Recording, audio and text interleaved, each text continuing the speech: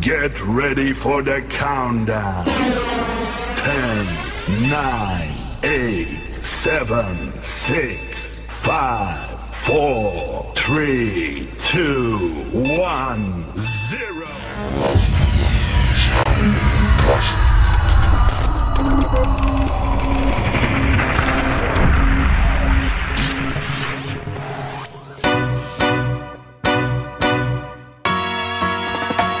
Singing low while I pop a bottle off of your chain swinging, clang clang, and it costs a lot. Bitch, I'm always at the guala, yeah, and you are not badass beat. Keep on going till you hit the spot. Whoa, I'm a big bag hunter with the bow. She got a big bed, drop it low. Mama called me and she happy with the grow. Never ever fall for a party that's a no. Just bought the Kenny about a million options, so the stock and I stop doing agreement. I rock arenas, bringing the peace. Bismillahirrahmanirrahim. Assalamualaikum warahmatullahi wabarakatuh. Perkenalkan, kami dari kelompok 6 akan mempresentasikan salah satu materi dari mata kuliah teori graf dan automata, yaitu kompleksitas komputasi. Oke, untuk pengertian teori kompleksitas komputasional ini dia berfokus pada klasifikasi masalah komputasi menurut pengguna sumber dayanya dan menghubungkan kelas-kelas ini satu sama lain. Masalah komputasi adalah tugas yang diselesaikan oleh komputer. Masalah komputasi diselesaikan dengan aplikasi mekanis dari langkah-langkah matematika seperti algoritma. Dengan suatu masalah dianggap sulit secara inheran jika solusi membutuhkan sumber daya yang signifikan. Apapun algoritma yang digunakan, teori memformalkan intuisi ini dengan memperkenalkan model komputasi matematika untuk mempelajari masalah ini dan mengukur kompleksitas komputasinya, yaitu jumlah sumber daya yang dibutuhkan untuk menyelesaikannya, seperti waktu dan penyimpanan. Untuk ukuran lain dari kompleksitas juga digunakan, seperti jumlah komunikasi atau digunakan dalam kompleksitas komunikasi. Untuk jumlah gerbang di sirkuit ini atau digunakan dalam kompleksitas sirkuit, dan jumlah prosesor yang digunakan dalam komputasi paralel. Salah satu peran teori kompleksitas komputasi adalah untuk menentukan batasan praktis tentang apa yang dapat dan tidak dapat dilakukan oleh komputer. Oke, itu saja dari saya. Untuk materi selanjutnya dan lebih jelas, saya berikan kepada teman saya. Baik, resource yang perlu diperhatikan yang pertama yaitu time. Ketika kompleksitas digunakan tanpa kualifikasi, ini biasanya berarti kompleksitas waktu, satuan waktu yang biasa, detik, menit, dan lain-lain tidak digunakan dalam teori kompleksitas, karena terlalu bergantung pada pilihan komputer tertentu. Dan pada evolusi teknologi, misalnya komputer saat ini dapat mengeksekusi algoritma secara signifikan lebih cepat daripada komputer dari tahun 1960-an, namun ini bukan fitur intrinsik dari algoritma, melainkan konsekuensi dari kemajuan teknologi dalam perangkat keras komputer. Teori kompleksitas berusaha untuk mengukur persyaratan waktu intrinsik dari algoritma, yaitu batasan waktu dasar yang akan ditempatkan oleh suatu algoritma di komputer manapun. Hal ini dicapai dengan menghitung jumlah operasi dasar yang dijalankan selama perhitungan. Operasi ini diasumsikan mengambil waktu konstan, yaitu tidak terpengaruh oleh ukuran input pada mesin tertentu dan sering disebut langkah. Baik, yang kedua itu bit complexity. Secara formal, kompleksitas bit mengacu pada jumlah operasi pada bit yang diperlukan untuk menjalankan suatu program. Dengan sebagian besar model komputasi, itu sama dengan kompleksitas waktu hingga faktor konstan. Pada komputer, jumlah operasi pada kata-kata yang mesin dibutuhkan juga sebanding dengan kompleksitas bit. Jadi kompleksitas waktu dan kompleksitas bit setara dengan model komputasi yang realistis. Yang ketiga itu space. Sumber daya penting lainnya itu ukuran memori komputer yang perlu diperhatikan untuk menjalankan algoritma. Kemudian contoh yang lainnya itu sumber daya yang lain yang umum digunakan. Dalam hal ini, seseorang berbicara tentang kompleksitas aritmetika jika seseorang mengetahui batas atas pada ukuran representasi biner dari angka-angka yang terjadi selama perhitungan. Kompleksitas waktu umumnya produk dari kompleksitas aritmetika dengan faktor konstan. Baik, yang berikutnya itu model of computation. Evaluasi kompleksitas bergantung pada pilihan model komputasi yang terdiri dari pendefinisian operasi dasar yang dilakukan secara dalam satuan waktu ketika model komputasi tidak ditentukan secara eksplisit. Ini umumnya dimaksudkan sebagai mesin Turing multitape. Baik, di bawah ini beberapa model komputasi. Yang pertama itu deterministic model. Model komputasi deterministik adalah model komputasi yang sedemikian rupa sehingga keadaan mesin yang berurutan dan operasi yang akan dilakukan sepenuhnya ditentukan oleh keadaan sebelumnya. Yang kedua itu deterministic model. Dalam model komputasi non-deterministik, beberapa langkah komputasi dalam teori kompleksitas, seseorang mempertimbangkan semua pilihan yang mungkin secara bersamaan dan kompleksitas waktu non-deterministik adalah waktu yang dibutuhkan.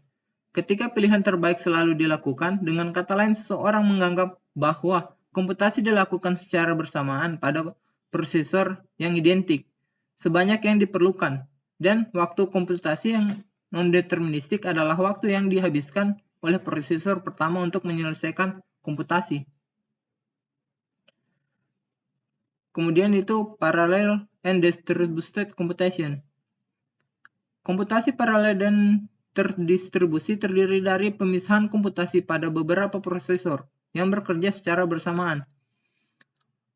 Beberapa perbedaan antara model yang berbeda terletak terutama pada cara transmisi informasi antar prosesor. Biasanya, dalam komputasi paralel, transmisi data antar prosesor sangat cepat, sedangkan dalam komputasi terdistribusi, transmisi data dilakukan melalui jaringan dan karenanya itu jauh lebih lambat. Yang terakhir itu quantum computing. Komputer kuantum adalah komputer yang model komputasinya didasarkan pada mekanika kuantum. Tesis Church-Turing berlaku untuk komputer kuantum, yaitu setiap masalah yang dapat diselesaikan oleh komputer kuantum juga dapat diselesaikan oleh mesin Turing. Namun beberapa masalah secara teoritis dapat diselesaikan dengan kompleksitas waktu jauh lebih rendah menggunakan komputer kuantum daripada komputer klasik. Baik, terima kasih atas kesempatannya. Di sini saya akan menjelaskan tentang space complexity atau bisa dibilang dengan kompleksitas ruang. Jadi, space complexity atau kompleksitas ruang adalah total ruang yang diambil oleh algoritma sehubung dengan ukuran input. Kompleksitas ruang mencakup ruang bantu dan ruang yang digunakan oleh input.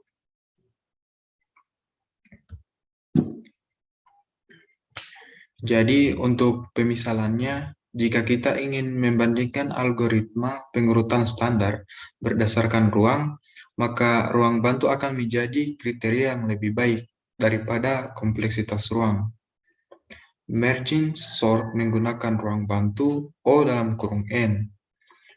Insertion sort dan heap sort menggunakan ruang bantu O dalam kurung 1. Kompleksitas ruang dari semua algoritma pengukuran ini adalah O dalam kurung N.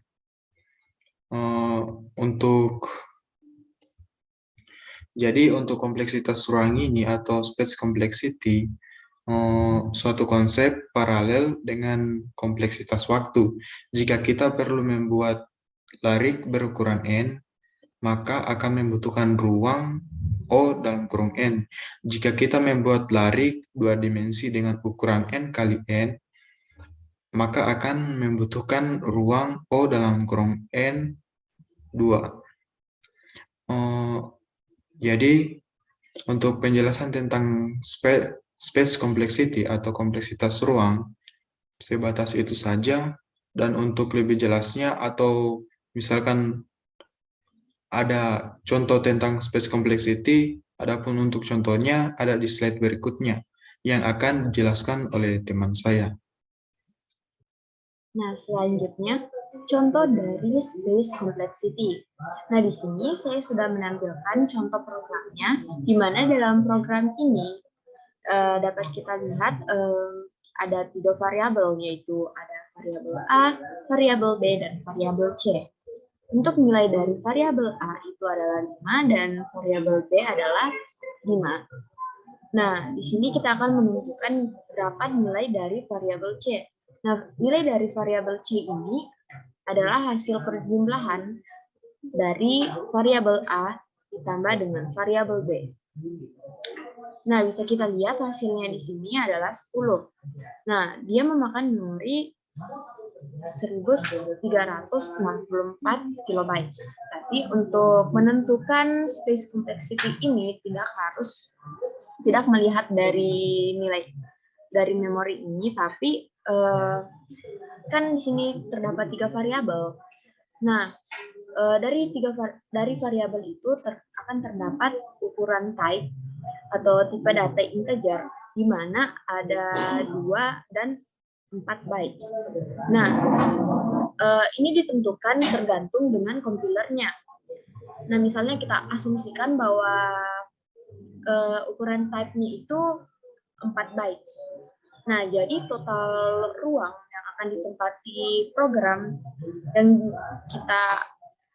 yang saya tampilkan ini kan 4 dari bytes-nya dan dikalikan dengan 3 dari ketiga variabel ini. Nah, hasilnya yaitu 12 bytes. Nah, karena di sini itu tidak ada variabel tambahan, sehingga tidak ada ruang tambahan yang akan diperlukan lagi. Nah, oleh karena itu, kompleksitas ruang atau space complexity program ini adalah O1. Nah, bisa kita lihat untuk contoh kedua lagi. Nah, di sini dalam program ini kan terdapat array yang terdiri dari n elemen integer. Jadi ruang yang ditempati oleh array itu adalah 4 dikali dengan n. Nah, di sini juga ada variabel integer seperti variabel n, variabel i, dan variabel sum. Nah, kan kita asumsikan seperti yang contoh yang pertama tadi, kalau untuk ukuran type-nya itu kita asumsikan 4 bytes. Nah, total ruang yang ditempati oleh program adalah 4n ditambah dengan 12. Nah, 4n-nya itu tadi dari array-nya, dan 12 bytes-nya itu dari ketiga variabel tadi dikalikan dengan 4 bytes. Nah, karena order tertinggi n dalam persamaan 4n tambah 12 adalah n, maka space complexity-nya adalah ON atau linear. Selanjutnya kita beralih pada materi time complexity. Time complexity adalah seberapa lama waktu yang diperlukan untuk menjalankan suatu algoritma. Lalu apa kaitannya antara time complexity dengan algoritma? Nah, algoritma sebenarnya erat dengan kehidupan kita sehari-hari. Misalnya kita ambil contoh dalam kegiatan mencuci baju. Kita tahu untuk mencuci baju biasanya ada 2 cara, yaitu yang pertama dengan mesin cuci, dan yang kedua yaitu secara manual atau dengan tangan secara langsung. Apa yang membedakan? Tentu saja tenaga yang digunakan dan waktu yang ditempuh dari mulai sampai selesai. Nah, dalam algoritma pun itu tidak begitu jauh dengan contoh tadi. Jadi untuk membuat suatu program pada komputer akan ada banyak cara yang bisa digunakan, namun tetap memiliki tujuan yang sama. Yang berbeda adalah berapa lama waktu yang digunakan komputer untuk menjalankan program atau algoritmanya. Inilah yang disebut time complexity. Nah, selanjutnya ada 4 contoh berdasarkan kasus yang biasa ditemukan saat membuat program. Yang pertama, ada constant time. Konstan artinya tetap atau tidak berubah. Berarti banyaknya jumlah input atau masukan pada suatu program tidak mempengaruhi berapa banyak langkah yang dijalankan komputer, atau kita biasa sebut dengan runtime. Kemudian yang kedua ada linear time.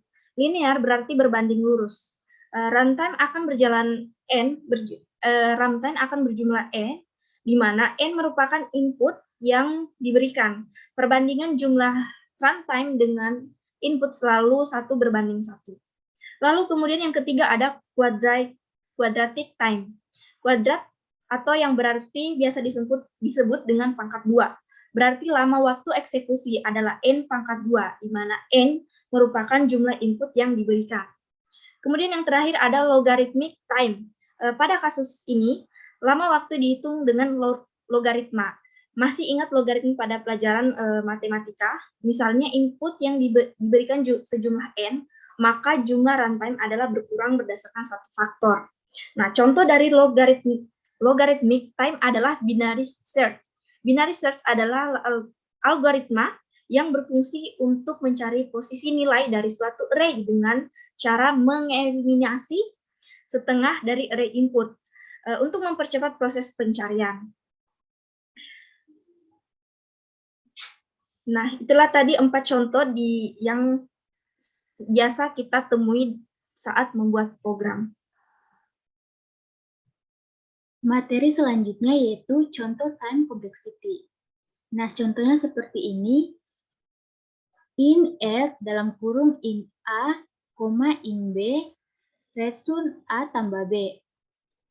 Fungsi ini memiliki time complexity O1 dikarenakan ia hanya menjalankan sekali instruksi return berapapun input yang dimasukkan ke dalam fungsi. Contoh time complexity selanjutnya itu seperti ini. Double average dalam kurung double numbers, double sum sama dengan 0, dan seterusnya. Fungsi ini memiliki time complexity On dikarenakan ia akan menjalankan looping untuk menjumlahkan bilangan-bilangan yang ada di dalam array. Jadi jumlah loopingnya bergantung pada panjang array yang dimasukkan ke dalam fungsi. Misalnya, jika numbers memiliki panjang array 3 dengan isi 2, 3, 4, maka fungsi akan menjumlahkan secara urut 2, 3, dan 4, kemudian mengembalikan rata-ratanya. Sehingga, array yang memiliki panjang 3, fungsi akan melakukan looping sebanyak 3 kali untuk menjumlahkan bilangan-bilangannya. Seperti itu. Sekian. Kelas selanjutnya yaitu Big O Notation. Big O Notation adalah cara untuk mengkonversi keseluruhan langkah-langkah suatu algoritma ke dalam bentuk aljabar, yaitu dengan menghiraukan konstanta yang lebih kecil dan koefisien yang tidak berdampak besar terhadap keseluruhan kompleksitas permasalahan yang diselesaikan oleh algoritma tersebut. Prinsip-prinsip Big O Notation ini dapat kita terapkan pada ilmu komputer untuk mengkelompokkan atau mengklasifikasikan algoritma pemrograman berdasarkan kerumitannya. Pada penerapannya, Big O notasi ini mengukur tingkat lamanya waktu, proses, atau running time, dan space atau resource yang digunakan berbanding lurus dengan bertambahnya input data. Big O notasi menjelaskan suatu fungsi yang diidentifikasi berdasarkan pertumbuhan datanya. Fungsi atau algoritma yang berbeda tetapi tingkat pertumbuhannya sama dapat dilambangkan dengan Big O notasi yang sama. Di sini ada contoh Big O notasi. Kita hanya akan melihat faktor yang memiliki dampak paling besar terhadap nilai yang dihasilkan oleh algoritma tersebut. Ini yang bagian pertama hanya nilai konstan saja, sedangkan kedua dan ketiga karena terdapat variabel maka variabel n tersebut yang mempunyai faktor atau dampak paling besar dalam mencari nilai dari fungsi tersebut. Selanjutnya, Big O notation constant time. Constant time artinya banyaknya input yang diberikan kepada sebuah algoritma tidak akan mempengaruhi waktu proses atau runtime dari algoritma tersebut. Kita langsung saja ke contohnya. Sini kita masukkan ada 9 array yang terdiri dari 1, 5, 0, 6, 1, 9, 9, 2. Kemudian kita masukkan fungsi untuk mengambil elemen pertama dari sebuah input array. Jadi di sini bisa kita lihat berapapun jumlah array yang kita masukkan, dia akan melakukan satu hal, yaitu mengambil elemen pertama, yaitu nomor 1. Nah, itu artinya jumlah input yang diberikan tidak mempengaruhi waktu proses atau runtime dari algoritma tersebut. Itu saja dari saya. Nah, selanjutnya logarithmic time. Nah, logarithmic time ini adalah salah satu jenis dari Big O notation yang artinya ketika kita memberikan input sebesar n terhadap sebuah fungsi, jumlah tahapan yang dilakukan oleh fungsi tersebut berkurang berdasarkan suatu faktor. Nah, salah satu contoh dari logarithmic time ini adalah algoritma binary search. Nah, binary search itu adalah algoritma yang biasanya kita gunakan dalam mencari posisi nilai dari suatu array dengan cara mengeliminasi setengah dari array yang kita inputkan untuk mempercepat proses pencarian. Nah, untuk lebih memahami mengenai konsep binary search, mari kita perhatikan gambar di bawah ini. Di sini saya mempunyai sebuah array yang terdiri dari 11 angka. Ada 0, 1, 2, 8, 11, 12, 13, 17, 19, 32, dan 42. Nah, konsep dari binary search ini, jika nilai titik tengahnya itu lebih kecil dari angka yang dicari, maka array pada bagian kiri dari titik tengahnya itu akan dieliminasi. Nah, jika lebih besar, maka array pada bagian kanan dari titik tengahnya itu yang akan dieliminasi. Nah, jika nilai titik tengahnya itu sama dengan nilai yang dicari, maka prosesnya berakhir. Nah, di sini nilai titik tengahnya itu adalah angka 12.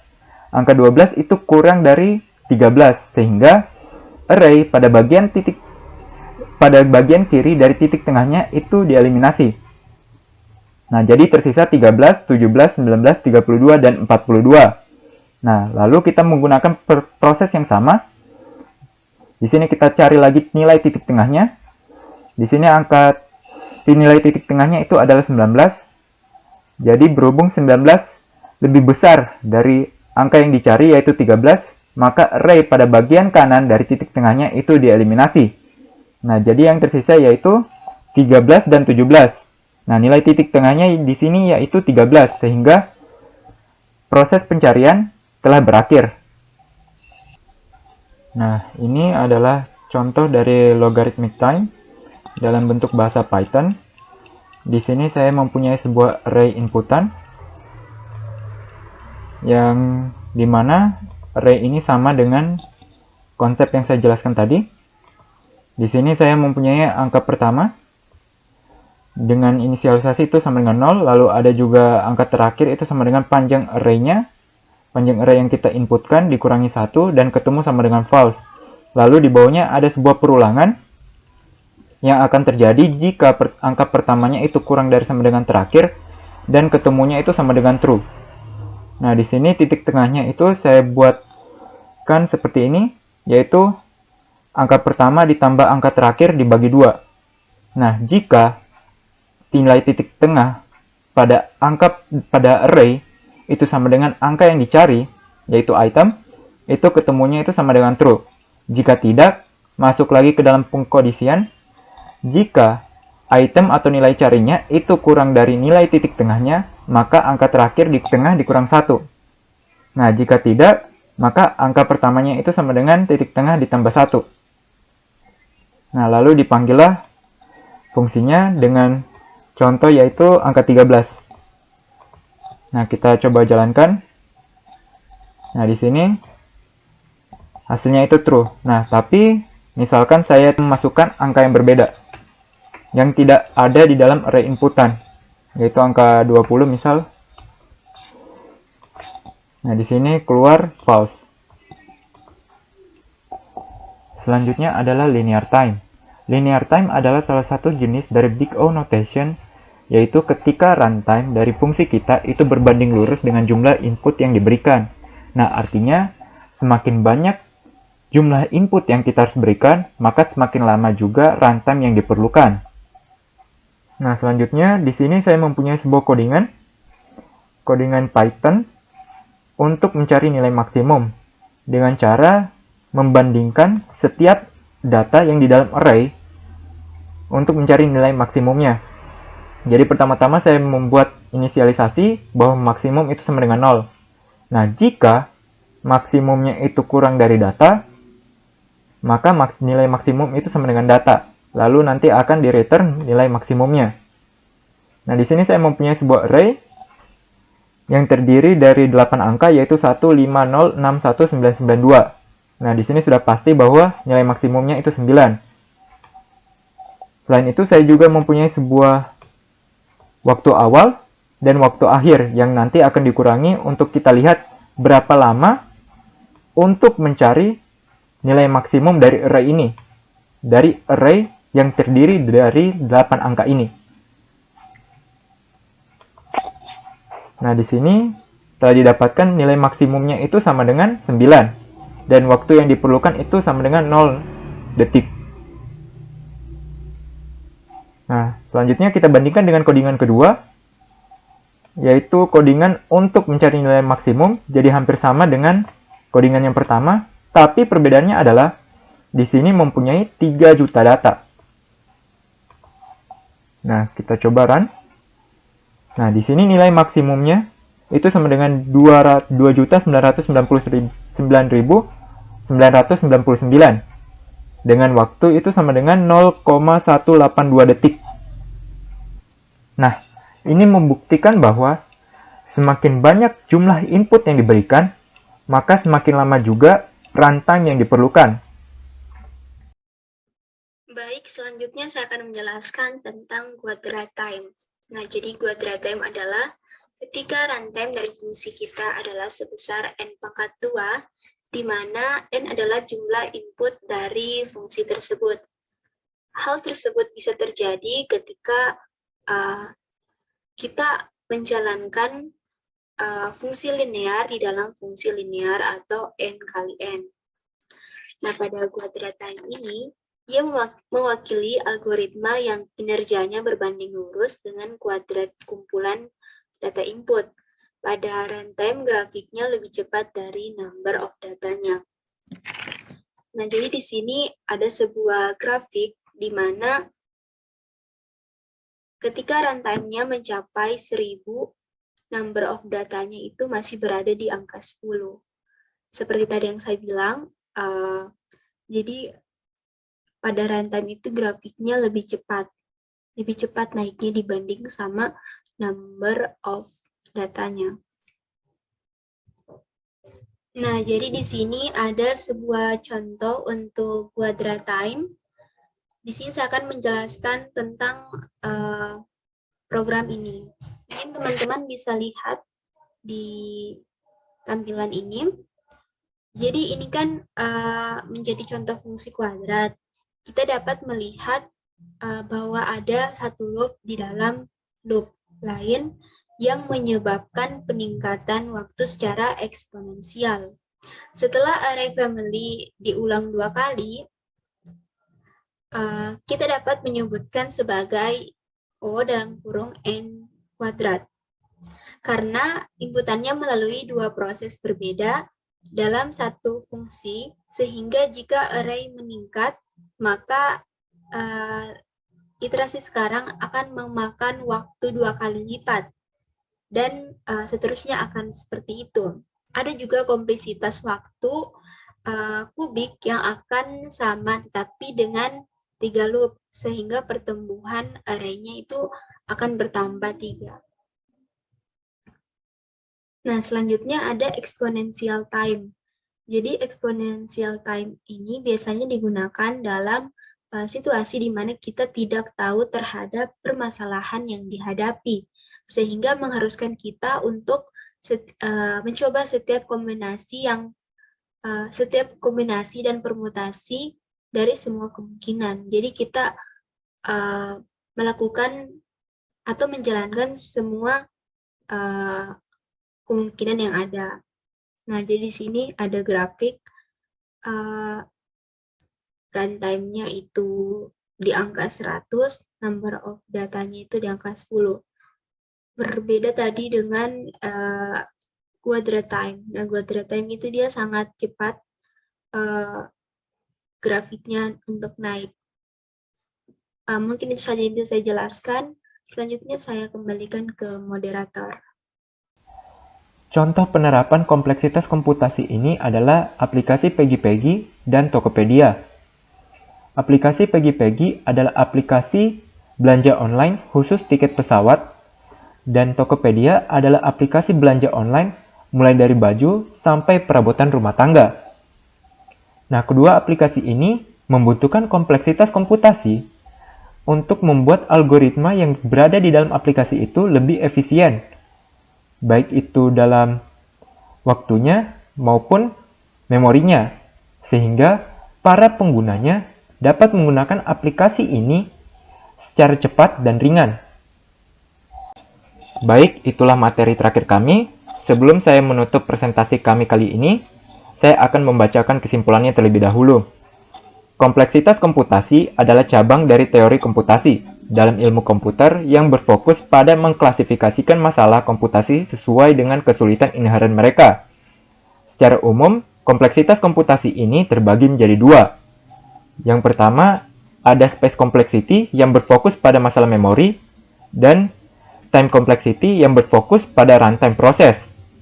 Nah, kompleksitas komputasi ini sangat bermanfaat untuk mencari algoritma yang efisien dalam membuat program, baik itu efisien secara waktu maupun efisien dalam memori. Baik, itulah presentasi dari kami. Lebih dan kurangnya mohon dimaafkan. Saya akhiri dengan ucapan wabillahi taufiq wa hidayah. Wassalamualaikum warahmatullahi wabarakatuh. Options that is talking to stop doing agreement. I'm rock arenas, bringing the peace. I'm bumping that park in the car, pretending I got all the eyes on me. Got a